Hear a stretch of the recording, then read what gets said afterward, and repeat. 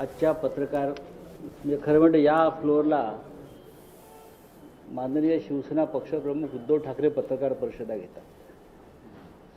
आज त्यांच्या वतीनं आपण सगळे घेत आहोत. सगळ्यात आधी मी हे जे इथे सर्व पक्षीय आमचे सहकारी आलेले आहेत शिवसेना भवनात, त्यांचं स्वागत करतो.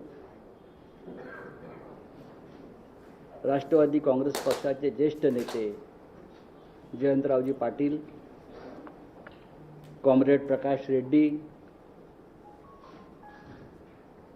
त्यानंतर काँग्रेस पक्षाचे नेते सचिन सावंत, आणि आपण पाहिलं असेल की महाराष्ट्र नवनिर्माण सेनेचं संपूर्ण कॅबिनेटच इकडे आलेलं आहे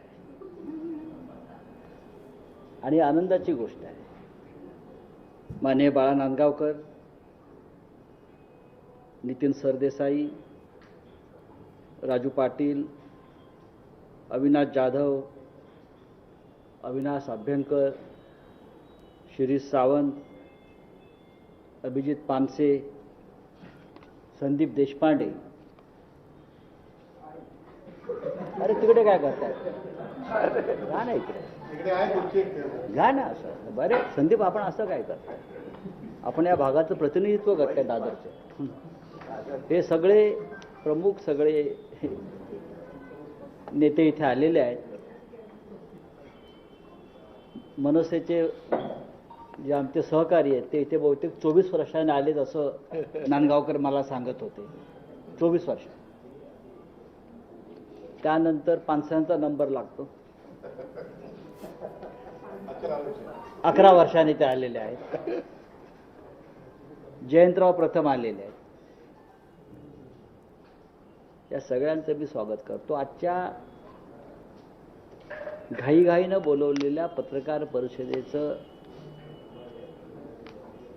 भूमिका स्पष्ट करण्यामागचं एवढंच एक लहानसं कारण आहे, पण सगळ्यांनी एकत्र येणं गरजेचं होतं. गेल्या काही दिवसापासून निवडणूक आयोगाच्या घोटाळ्यांबाबत महाराष्ट्रातील सर्व प्रमुख पक्ष एक लढाई लढत आहेत.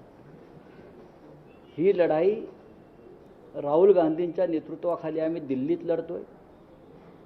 त्यानंतर आता महाराष्ट्रामध्ये ही लढाई सुरू झालेली आहे. त्यातून काय निष्पन्न होईल याच्याविषयी शंका आहे. आजच महाराष्ट्र नवनिर्माण सेनेचा एक फार मोठा मेळावा गोरेगावला पार पडला आणि तेथे माननीय राज ठाकरे यांनी 2 मुद्दे मांडले.